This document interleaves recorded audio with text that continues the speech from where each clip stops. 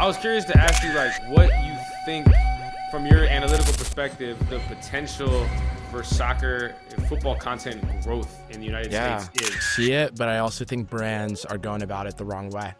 And we talked about this for a little bit, but I think American brands who are trying to get into the world of soccer need to tap into that Barstool audience. And the thing is, this is coming from someone who I'm not the biggest fan of Dave Portnoy, not the biggest fan of Pat McAfee and those types, but I also acknowledge that that's what gets kids my age to tune in. And like, it's kind of weird because I feel like soccer is marketed in the US for people who only like soccer, as opposed to people, like most kids my age watch every major sport. We're not just soccer fans.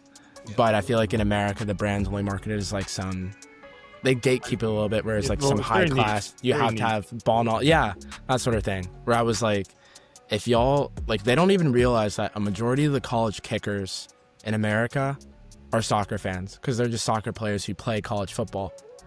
But I was like, an NIL deal with Alabama's kicker for like Adidas football in the World Cup, like having an event with him would be massive. But it's things like that where I'm like, it's hard for brands in America. Like, they're not trying to market to the biggest consumers of sports in America. They're still trying to market to the niche. Like, soccer in America it's mainly enjoyed by expats and like people who have a connection to another country. I'd say that's like the main demographics of soccer in America. I feel like in London, in England, the whole perception around football is that it's like how we view college football. Like, the same way I would be at a bar watching the USC game, that's how people are meeting up with their friends watching Arsenal. So it's like, I don't know how brands can try to market to that type of fan base, because it's like the barrier to entry too is that when I went to school in LA, I used to have to wake up at 4:30 for the early morning kickoffs. So it's like, obviously you can't, like, it's kind of hard to do like a watch party for a 4:30 a.m. game. But I'd say New York, Boston, like DC, all the cities on the East Coast with also large like immigrant populations, like European immigrants especially, there's a lot of marketing potential. And also, like, I think they just need to make it more focused on the social aspect of the game instead of trying to make it like, here's a kit launch, here's a World Cup ball release, like things like that. And I'm not knocking them, but I'm just saying, like, instead of trying to focus on the aesthetic, try to focus on like the aspect and the culture of the game. Because like, I think Americans, they respond to the stars too, you know? I think that's how our sports run. If there was a way to have like a college game day for Premier League mornings, maybe once a month, and like like they have the FanFest, but they only do those like once every 6 months. I was like, if they did that in a New York, Boston, like a college game day, something like that for the Premier League, I think definitely it could, like, that would be something major in the lead up to the World Cup. But I just like, it's hard to get Southerners interested in soccer. Like, I'll never forget this, something super random. Early January last year, some kid just randomly texted me. He's like, yo, because he knows me as like the Arsenal kid. This kid I hadn't spoken to in a long time since high school. He's like, yo, this kid Miles Lewis Skelly is like my favorite player. I saw a TikTok about him. And I was like, if you knew this kid, he has like the most like Morgan Wallen country accent, like never watched a lick of the Premier League in his life. And I'm like, how do you know who Miles Lewis Skelly is? Because Miles Lewis Skelly isn't even like, he's exactly. He's a little bit of a deep cut. Yeah. And I was like, that's a deep cut. And he's like, yo, this kid Miles Lewis Skelly is a dog. Like, yo, I hear he's like pretty good for Arsenal, blah, blah, blah. And I was like, first, I haven't spoken to you in 4 years since high school.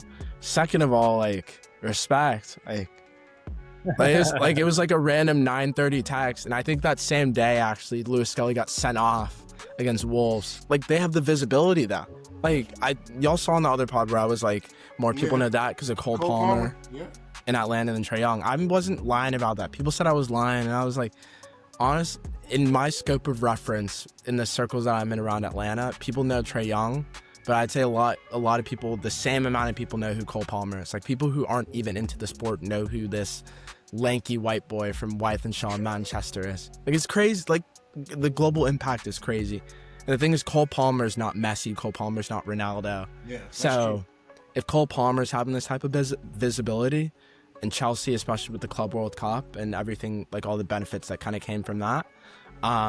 Like there's so much potential in America to grow the sport, and I just think brands need to start marketing it. They just need to be more open-minded and stop trying to shy away from the nitty and the gritty of like sports culture. So I feel like NBA, NFL have all succeeded in the model of bringing every group, every demographic in America together to watch the sport. I feel like soccer is only focusing on their markets that are already established, and they're not trying to like break into. Like NFL started playing games in Munich, Barcelona, Brazil. And that's after NFL Europe failed. They said, I was like, no one in Sao Paulo cares about the Chiefs and the Chargers. Like, but they're still trying to expand. Like, they're still trying to expand in that market though. Like, Premier League needs to. I'm not saying they should have a game there, but they should definitely have like a college game day or something in the States. Like, make it like a regular thing. I think they should just do it in New York. I think there's such a great football culture. That would be perfect. And like, imagine if it was just I know they think I'm too New York biased, but imagine every weekend, if we had FanFest, it would be a thing, you know? People would come the whole world for it. I think that would be great. They should do it in Boston. They should like alternate like the East Coast cities, like Atlanta, DMV, Boston, New York, like once a month. That'd be perfect. You get it, Amir. You get it. But that's my niche, because I am a Southern party little college kid. I just so happen to be nerdy about a European sport. Like I told you, I've missed events on Sundays before. Like someone's like, "Oh, come to this," and I was like, "Dude, it's Red Zone Day." Like, it's Red Zone Day.